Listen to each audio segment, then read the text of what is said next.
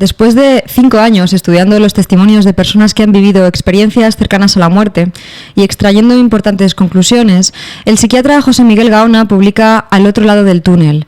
No existe otro documento de igual rigor que se centre en el gran miedo del hombre, la muerte, sin abandonar el misterio y, bueno, al que es imposible renunciar, y huyendo de la anécdota, se centra en la neurofisiología que acompaña a todas estas experiencias. El doctor Gaona recibe a Periodista Digital hoy en su consulta en Madrid. Muchísimas gracias. Anda, encantado.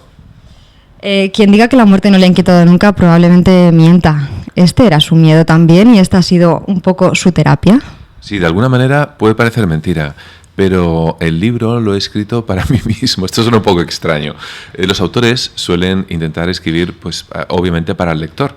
Pero en este caso particular, todo lo que es la investigación comenzó con una cosa personal a lo largo de los años, fue evolucionando y la verdad que finalmente he recopilado tal cantidad de información y le he dado forma que me pareció interesante, la verdad, compartirlo. Esa es realmente la dinámica que ha sufrido el libro. Para introducir un poco a nuestros espectadores en el libro, habla de algunas experiencias infernales, así las llama, en las que la persona lo pasa francamente mal. Pero como norma general, la experiencia cercana a la muerte, aunque parezca imposible, es placentera y se acompaña de sensaciones agradables. Por favor, explíquenos un poco qué proceso se sigue y cómo son estas experiencias.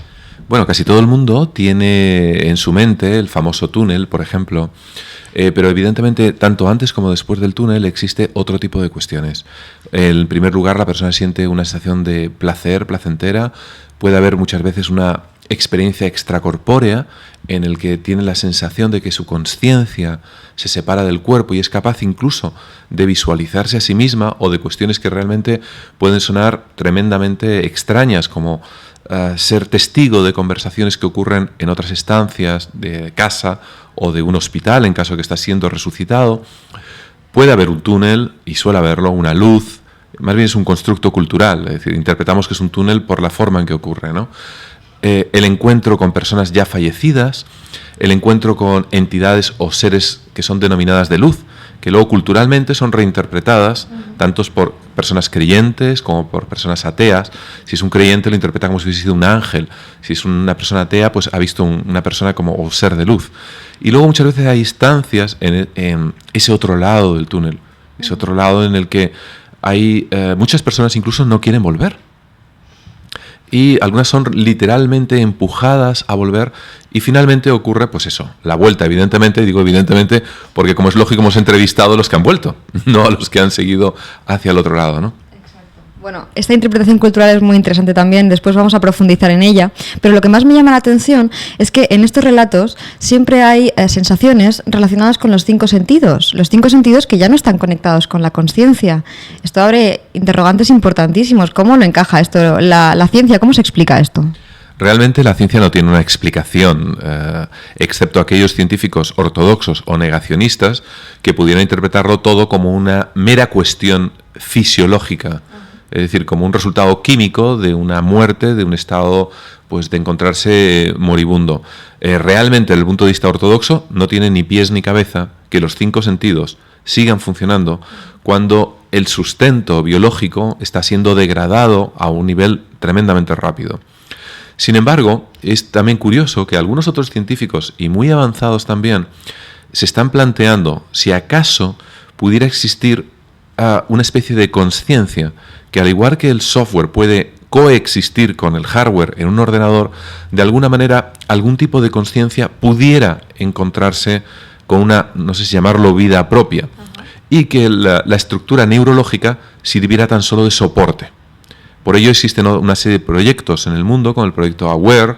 En la propia Universidad de Virginia Occidental hubo un proyecto similar, en el que se intenta ver si esa conciencia, y particularmente durante la fase extracorpórea, es capaz de visualizar o de ser testigo de otro tipo de cuestiones, de una manera objetiva, ¿no? Y esa persona obviamente es interrogada cuando supuestamente vuelve a la vida de qué es lo que ha visto y se intenta comprobar objetivamente si se corresponde con lo que sucedió, por ejemplo, en otras estancias del hospital. Otra de las preguntas relacionadas con lo que se experimenta, la primera que me surgió fue también si alguien traspasa esa frontera, ¿no? ¿Cabría la posibilidad de que también acabase relatando experiencias relacionadas con otros sentidos? en esa otra dimensión, más allá de esos 5 sentidos que tenemos? Esa es una buena pregunta. Evidentemente, a veces nos olvidamos que todo lo que nos rodea es un mero constructo de la realidad. En el fondo, vivimos encerrados en una caja de calcio que se llama cráneo y tenemos 5 miserables sentidos que nos van nutriendo de información. Y como si fuese un teatro de sombras chinas, vamos construyendo esa realidad. Pero hay muchísimas cuestiones que escapan, evidentemente, dentro de esa construcción.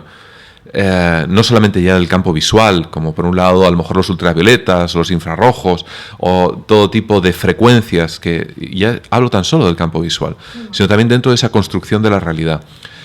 Por ende, en este mundo en el que tan solo vivimos en 3 dimensiones, incluso hoy en día los astrofísicos plantean cuestiones que podrían haber sido de ciencia ficción hace tan solo 10 años.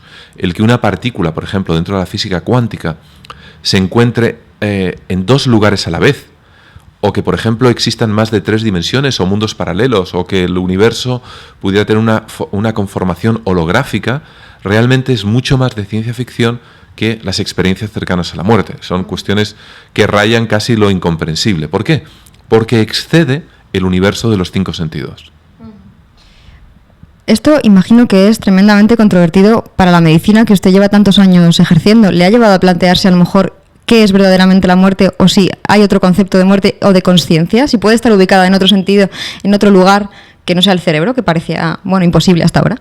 Bueno, la verdad que como buen científico intento ser escéptico de todo tipo de cuestiones y ponerlo todo en duda, hasta mi propio trabajo. Tiene que ser así, además, ¿no? Ahora bien, voy a contar una pequeña anécdota. Hace unos pocos meses entrevisté a su vez a el profesor de la casa, que es el director de la revista Cortex de la Universidad de Edimburgo. Es unas autoridades mayores que existe sobre neurofisiología y sobre este tipo de cuestiones. Y dentro de esa entrevista me sorprendió mucho el que a la hora de poder establecer algún lugar de dónde pudiera estar la consciencia, que por supuesto parece mentira, pero en pleno siglo XXI no sabemos dónde está la consciencia, en qué lugar del cerebro anatómico se encuentra. Llegó un momento en que recuerdo que cogió y se llevó la mano al bolsillo y dijo, la consciencia a lo mejor podía haber alguna especie de añadidura, y en ese momento cogió una BlackBerry que tenía en el bolsillo interior y dijo, a lo mejor podía estar de alguna manera periférica, ¿no? Y me llamó la atención de sobremanera que un científico tan escéptico como de la casa pudiera en un momento dado plantearse, aunque fuese de una manera ínfima, que quizá pudieran existir cuestiones a las que todavía no nos hemos enfrentado. ¿Este escepticismo le ha llevado a dudar de alguno de los testimonios que ha recogido? Este he estado muerto, ¿cómo explica la ciencia si este testimonio es cierto, este otro no tanto? ¿Hay herramientas para ello? La verdad que es difícil. La mayor parte de las veces, en los testimonios, por ejemplo, que he vertido en el libro, están todos confrontados con documentación médica, en el que se observa pues, que la persona tuvo una parada cardiorrespiratoria, que tuvo un shock hipovolémico por pérdida de sangre, etcétera, etcétera. Es decir, todos tienen de alguna manera, están confrontados con una situación médica extrema. Evidentemente es un campo abonado también para que quizá algunas personas, no es menos cierto que es una parte mínima, pues sean a lo mejor personas que hayan tenido algún desequilibrio psicológico, etcétera. Pero la mayor parte, de hecho, tienen un buen equilibrio psicológico, son personas totalmente normales. Por ejemplo, Bruce Grayson de la Universidad de Virginia Occidental, con el que nos encontramos haciendo en la actualidad un trabajo de validación de experiencias culturales respecto a este tipo de cuestiones entre el mundo anglosajón y España, observó en uno de sus estudios que las personas incluso tenían un perfil psicológico de normalidad y puntuaban incluso más normales que muchas otras personas que no habían tenido una experiencia cercana a la muerte. Tanto es así que muchos esconden, este es uno de los problemas que tenemos, estas experiencias incluso a su propia pareja, a su propia familia, por temor a ser tomados por desequilibrados, por locos. Una explicación quizá muy de andar por casa, pero que mucha gente le puede venir a la cabeza, es comparar este tipo de experiencias con lo que ocurre en los sueños o con lo que le ocurre a un paciente psicótico, por ejemplo, en un proceso alucinatorio. ¿Esto tiene algún sentido o no? Depende. Si partimos de la base que absolutamente todo ocurre en el cerebro, podría deberse a algún desequilibrio, algún tipo de alteración. Ahora, no es menos cierto que ese tipo de alteración al día de hoy todavía no ha podido ser explicado. Es decir, ha habido estudios, por ejemplo, en el que comparan el efecto túnel con un aumento del dióxido de carbono. o por una insuficiencia respiratoria, lo típico que no se respira bien, y aumenta el CO2. Pero estos estudios se olvidan de algo, por ejemplo, que es muy importante. Cuando aumenta el dióxido de carbono, se suele producir una confusión mental importante. También ocurre lo mismo en aquellas centrifugadoras que quizá muchos habréis visto en la tele, donde ponen a prueba a los pilotos, a los astronautas, que llegan incluso a perder el sentido. Hay una visión tuneliforme y se acaba perdiendo la consciencia. Pero en ninguno de esos dos casos existe hiperclaridad. Y en aquellas personas que tienen una ECM, una experiencia cercana a la muerte, es muy importante subrayar que, aunque pudiera existir un aumento del dióxido de carbono, lo que existe es hiperclaridad. La persona recuerda en detalle todo lo que ha ocurrido y es capaz de relatarla de una manera muy coherente. Y a nivel emocional, posteriormente, ¿cómo marca esta experiencia a la persona?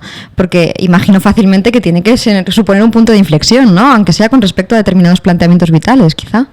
Sin lugar a dudas, cualquier persona que ha sufrido una ECM no queda incólume. A los que son religiosos suelen aumentar su fe religiosa. Los que en un momento dado son ateos, por ejemplo, suele haber un aumento de esta espiritualidad. El materialismo suele quedar relegado a un segundo plano, hasta el punto que muchas veces, si la persona tiene una pareja, tiene una familia, se disparan los casos de divorcio, se disparan los casos en un momento determinado de problemas conyugales. ¿Por qué? Porque a partir de ese instante comienza a ocurrir una verdadera asimetría en la relación. Es decir, todos los valores se encuentran profundamente remecidos. La persona no queda igual que antes. Y por lo tanto tiene que reajustar su relación, no solamente con la pareja, sino con la vida. Muchas personas cambian de trabajo, se dedican a otro tipo de cuestiones. Es decir, les marca totalmente entre ese antes y ese después. Me interesa mucho el tema de la religión que comentaba. ¿Atrae esto hacia desarrollar una fe mayor, el que ya la tuviera, o desarrollar la fe directamente, el que jamás hubiese pensado que fuera a creer en algo? Sí, sin lugar a dudas. Ahora, lo que se aumenta sobre todo es la espiritualidad. Es decir, si la persona ya se encuentra adscrita a una religión, después de una ECM quizá pueda profundizar más. Recordemos a este respecto que dentro de todas las religiones cada uno tiene su propia evolución, ¿no? En nuestra propia religión, la cristiana o la católica, hay personas que les atrae más el polo místico, por ejemplo, que otro tipo de cuestiones. Quizá la espiritualidad, el aumento de la espiritualidad es el denominador común. Cuando se llega a ver la luz y se tienen estas experiencias placenteras, a menudo se revive su propia vida de una manera, se revisa, ¿no?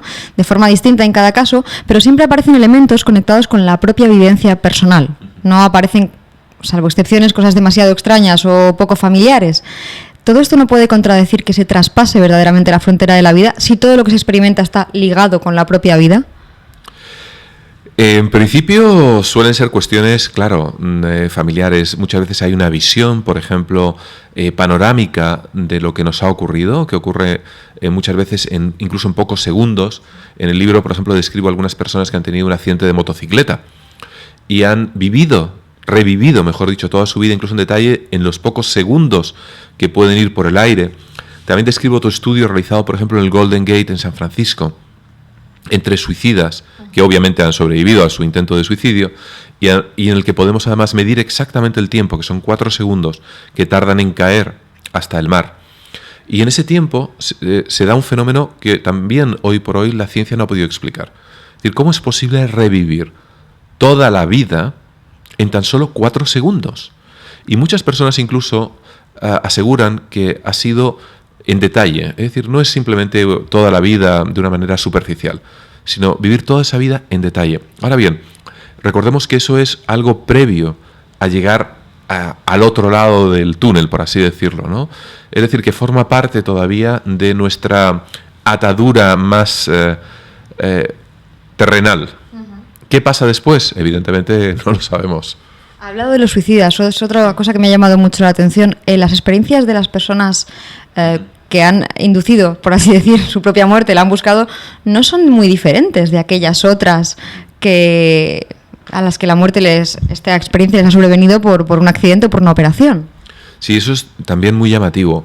Muchas personas podrían considerar que ese encuentro con seres en un momento dado de luz, con supuestos ángeles, entidades, etcétera, podría suponer de alguna manera una especie de juicio sobre sus acciones y que este juicio tuviera algún tipo de sincronía o consonancia con ciertos valores morales o religiosos.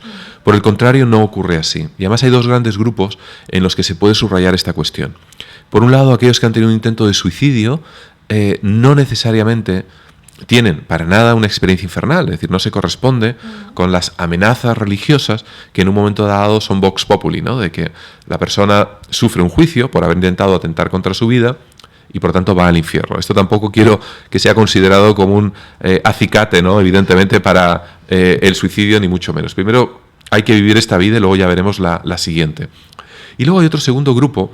La doctora Holden, por ejemplo, de la Universidad de Texas, está actualmente realizando un estudio sobre veteranos de las guerras de Irak y Afganistán.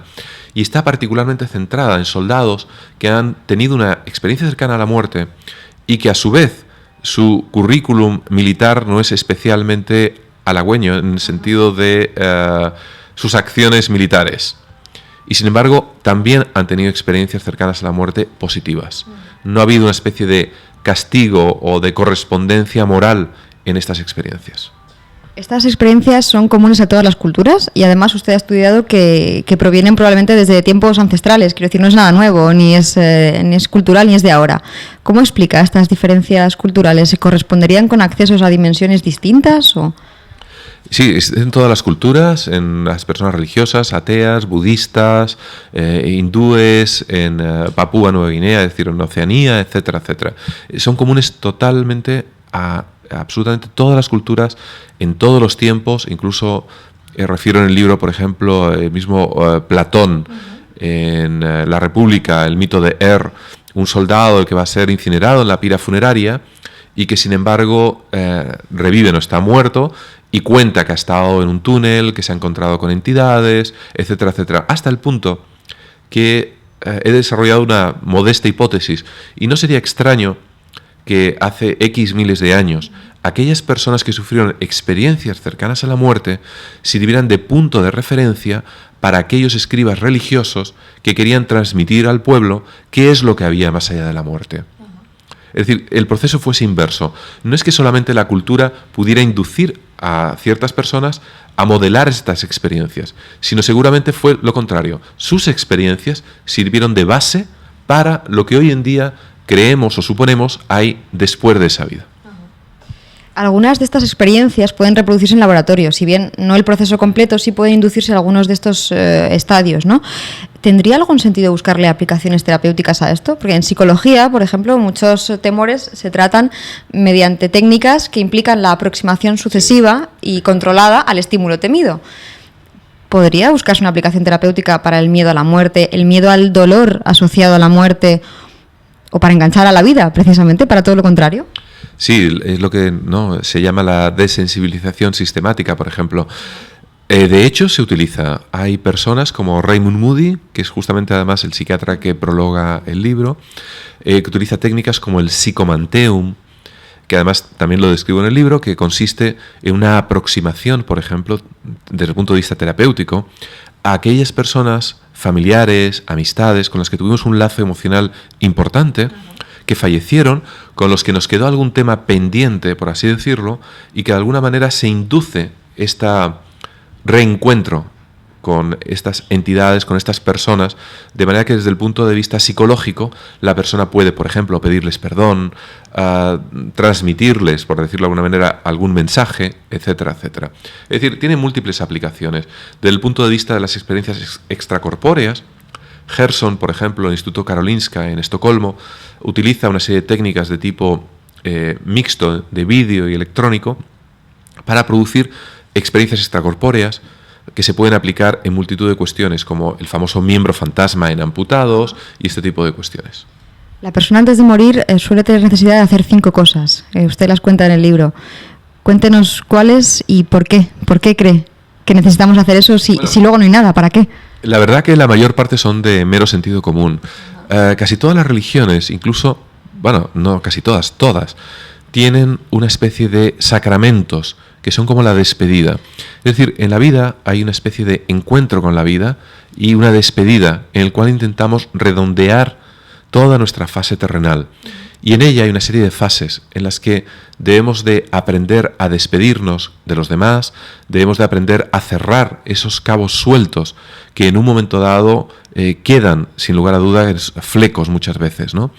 Y dentro de esa purificación, dentro de esa especie de, no quiero utilizar tampoco purificación, parece un término excesivamente religioso, pero dentro de esa comprensión de lo que ha sido nuestra vida, también debemos aprender a cerrar esa puerta detrás nuestro.